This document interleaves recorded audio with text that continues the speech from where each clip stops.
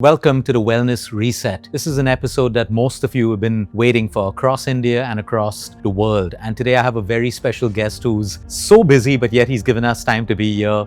Dr. David Chandy, thank you so much. Director, Endocrinology, HN Reliance, and I'm going to allow him to take over the rest of his introduction, doing fantastic work in the space of diabetes, metabolic health, and of course we're going to talk about Mounjaro, Ozempic, because he is that genius when it comes to that, the right way, the wrong way.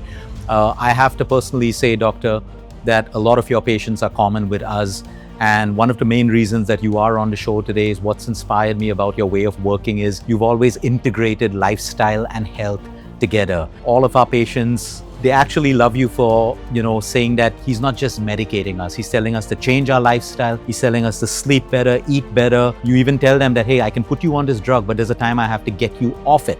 So you have to learn how to change your behavior around food.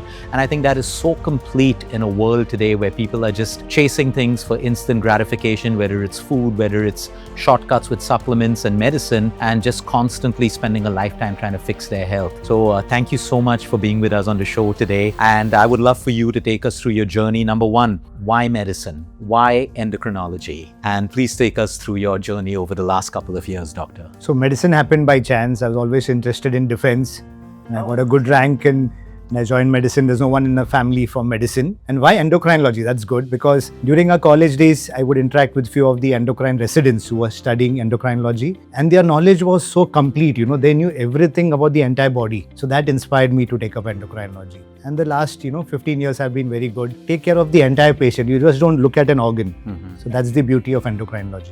Oh, that's amazing. And we were having a chat over coffee before this, and I heard the most beautiful definition of allopathy. Okay. I'm still thinking about it. I would love for you to give that definition of what allopathy is to all of our audience. So allopathy, or modern medical science, is a branch where the drug has been studied in detail across the continents, across various populations. You know how the medicine works, what is the correct dose, and what are the side effects. So tomorrow if someone has a doubt, you can go back to the medical journals, check the medical literature, and you will know what is the correct way to give it and what are the side effects. Okay. And you see a lot of connection with nature, you see a lot of connection with plants. You were also talking about how certain medications are derived from saliva and then studied and put into a safe environment. So, the history of drug development is very interesting. Many of the common diabetes drugs are actually derived from the bark of plants.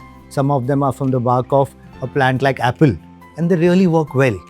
So, most of the medicines have a root in nature, and only thing is we need to connect the dots. Many times we just talk about it as allopathic medicine with side effects, but if you go back to the origin, all of them actually are derived from natural sources. So Doctor, I want to ask you a question right up front. Why are we the diabetic capital of the world? Okay, so good, that's $1 million question. So the thing is, there are two reasons for that. One is the genetic predisposition. So compared to the other populations, we are at a higher risk. The second is our lifestyle. So compared to our parents or our grandparents' generation, they were farmers, they would work a lot. So currently in India, what's happening is most of us have sedentary job. The physical activity is very low. The kind of food that we eat, it's a lot of processed food. So around 2 generations back, hardly anyone would eat any processed food. Nowadays, a lot of our food is processed. That means it comes in plastic packets. There's bread, there's biscuits. If there's any function, there's always mithai or cake.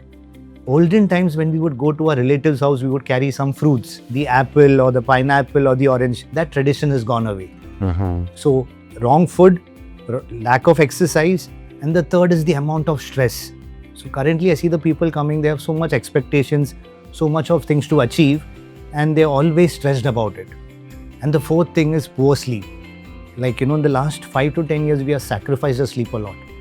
So these 4 things are the reversible factors. So if we want to reduce the diabetes burden in our population, like our Prime Minister has said, we need to focus on our health, we need to focus on food, sleep, exercise, and low stress. And we're also now hoping that our Prime Minister actually hears our plea for clean air as well. Yes. I'm reading massive studies of how the body's metabolic function can also be impacted by the poor quality of air. Doctor, I love that you bring up sleep because we have 2 sets of patients. And we're constantly, some of them are put on CGM monitors, so we have access to their data on a daily basis. Some mornings, their FBS, their fasting blood sugar is perfect. 3 days later, it's completely off the place. So we look at their food, we look at their medication. They're taking their medication as per dosage. We're looking at their food, okay? The ones who are eating later night meals have a skewed FBS. The ones who have moved 3 hours early before bedtime, okay? And we've noticed in the patients who are eating earlier, they're sleeping deeper. I would love for you, this is all part of metabolic health.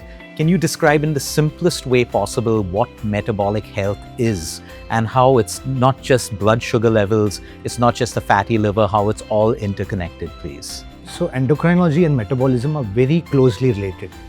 So if you are at peace with your body, with good food, good sleep, good exercise, our body's stress hormone called cortisol is low.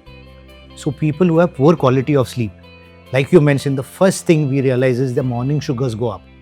So anyone comes with a report where suddenly I see the morning sugar has gone high, either it is poor sleep or they had a big dinner or a late dinner.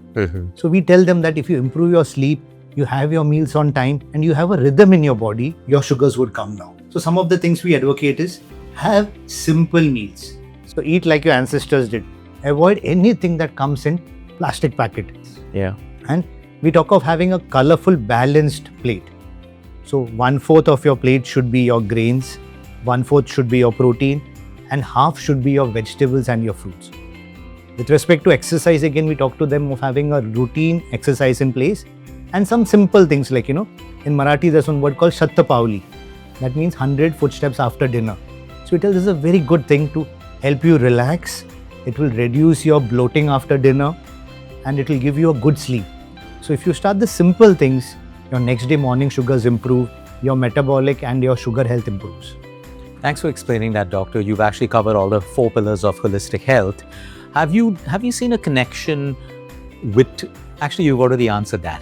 We're seeing people who are stressed out, their breathing changes, their rhythm of breathing changes, shallow breathing, and there are spikes because sometimes when we look at CGM data, we say, hey, why do you have a spike over here? Oh, I didn't eat anything, but they had a stressful meeting or they were angry, they were shouting, and you see a direct change. I would love for you to talk about the impact of our breath or even, things like anger, emotions, which is chronic stress on our blood sugar levels. So there are these 2 hormones which have a very strong correlation with blood sugar.